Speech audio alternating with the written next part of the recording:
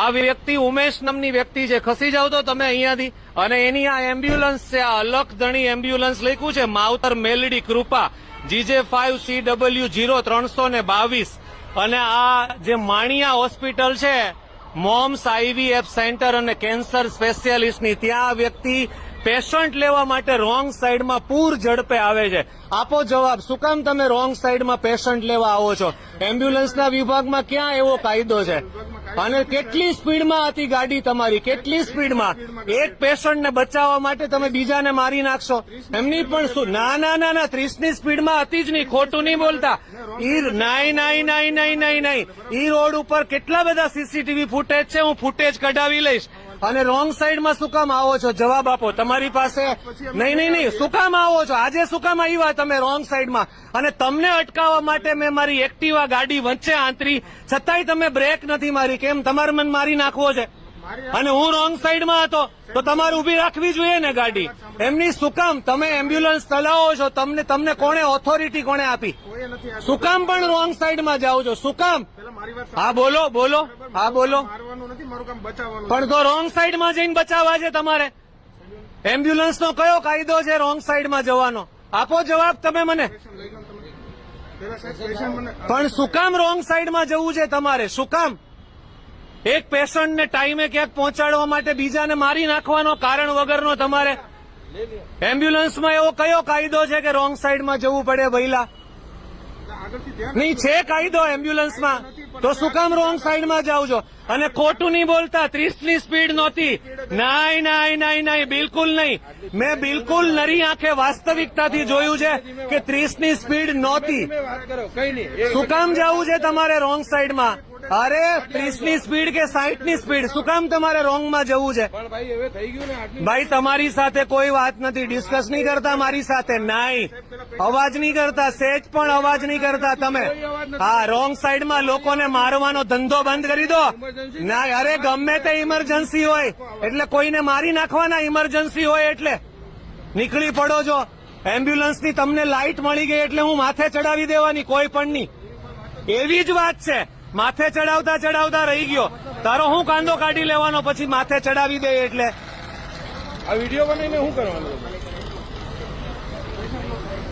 એમ્બ્યુલન્સના નામે કોઈ પણ વ્યક્તિ રોંગ સાઈડમાં જાય ક્યારે એલાઉડ નથી અને નહીં જવા દેવાના. એમ્બ્યુલન્સના દસ્તાવેજમાં કે એમ્બ્યુલન્સના નિયમમાં કોઈ કાયદો નથી રોંગ સાઈડમાં જવાનો. અને આવો કાયદો હોય તો એ કાયદાનો પણ વિરોધ થવો જોઈએ. એક પેશન્ટ કોઈ પણ કારણથી બીમાર છે એટલે કોઈ સાજા માણસને રોંગ સાઈડમાં ઠોકીને આગળ જવાનું, એવી આ વાત થઈ. એવી કોણે એમ્બ્યુલન્સ વાળાને ઓથોરિટી આપીશ? આ માણસ બિલકુલ સ્પીડમાં હતો અને એક્ટિવા જેવી ગાડીથી મેં એને આંતર્યો, છતાં એને બ્રેક નથી મારી અને રોંગ સાઈડમાં આ પીપી માણિયા હોસ્પિટલ જે છે ને એમાં એ પેશન્ટ લેવા માટે આવ્યો છે અને સ્વીકારતો નથી ને પાછો એમ કહે છે કે મારી 30ની સ્પીડ હતી. અરે શેની 30ની સ્પીડ હતી ભઈલા? રોંગ સાઈડમાં જવું અને philosophy ઠોકવાની.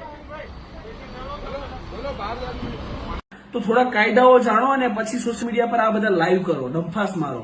As per motor vehicle regulation 2017 rule 27, emergency vehicle છે જે ફાયર હોય, પોલીસ ડિપાર્ટમેન્ટ હોય, એમ્બ્યુલન્સ હોય, જયારે ઇમરજન્સી હોય, લાઈફ એન્ડ ડેથની મેટર થતી હોય ને, ત્યારે કોઈ પણ વ્યક્તિ એ નો સિગ્નલ હોય એને જમ્પ કરી શકે, રેડ લાઇટ જમ્પ કરી શકે, રોંગ સાઈડમાં ચલાવી શકે, ઓવર સ્પીડમાં ચલાવી શકે. વરાછાની અંદર રોંગ સાઈડ બાબતે એક સોશિયલ મીડિયા ઉપર ઘમાસાન ચાલે છે. આજે એક એમ્બ્યુલન્સ બાબતમાં વિડીયો જોયો ને ત્યારે મને એવું લાગ્યું, આવશ્યક લાગ્યું કે મારે આ બાબતે કંઈક તો કહેવું જોઈએ. સ્ટેશન સુધી જવા માટે વરાછામાં સરથાણાથી સ્ટેશન સુધી જવા માટે મુખ્ય 2 રોડ હતા. એક LH રોડ, લંબે હનુમાન રોડ અને એક વરાછા રોડ. લંબે હનુમાન રોડ મેટ્રોની કામગીરીને લીધે સંપૂર્ણપણે બંધ છે, જેના લીધે મોટા ભાગનો ટ્રાફિક રસ એ વરાછા રોડ ઉપર રહી છે. અને વરાછા રોડમાં આ મેટ્રોની કામગીરીને લીધે લોકોને રોંગ સાઈડમાં ચલાવવું ને એ મજબૂરી છે.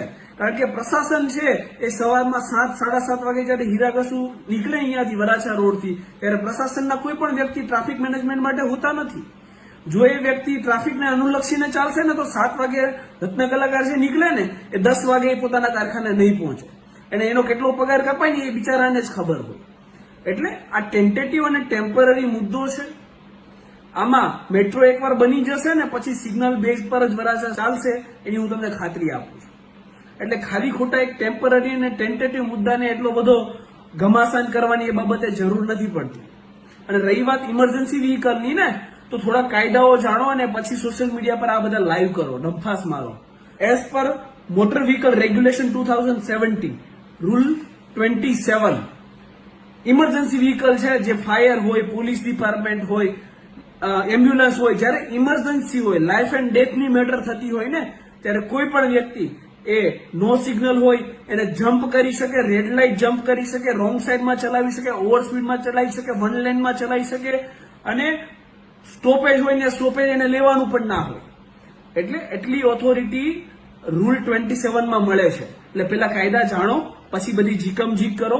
અને ઇમરજન્સી વ્હીકલને તમે ઓબ્સ્ટ્રક્ટ કરો ને, તો એ મોટર વ્હીકલ એક્ટની 194E મુજબ ગુનો બને છે, જેમાં 6 મહિના સુધીની સજા અને 10,000 રૂપિયા સુધીનો દંડ આની જોગવાઈ છે. એટલે કાયદા જાણો અને પછી બધા લાઈવ કરો. લોકોને ગેરમાર્ગે ના દોરો, પોતે પેલા જાગૃત થાઓ, પછી લોકોને જાગૃત કરો. અને જે ટેમ્પરરી અને ટેન્ટેટિવ મુદ્દા છે ને, એ મુદ્દા બાબતે તમે પેલા સિસ્ટમ સામે લડો, પછી જાહેર જનતા સાથે લડો. એવી મારી નમ્ર અપીલ છે. એક અપીલ છે કે આ મુદ્દાને વિરામ આપો, કારણ કે આ મુદ્દામાં કોઈ લોજિક નથી, કોઈ સેન્સ નથી. ખાલી ખોટી ઝઘડવાનું બંધ કરો. વરાછા રોડ એકવાર મેટ્રો બની જવા દો. વરાછાની જેટલી જાગૃત પબ્લિક દુનિયામાં કોઈ જગ્યાએ નહીં મળે, બરાબર? એટલે વરાછાની પબ્લિકને શું કરવું શું ના કરવું એ સમજાવવાની જરૂર નથી. ધન્યવાદ.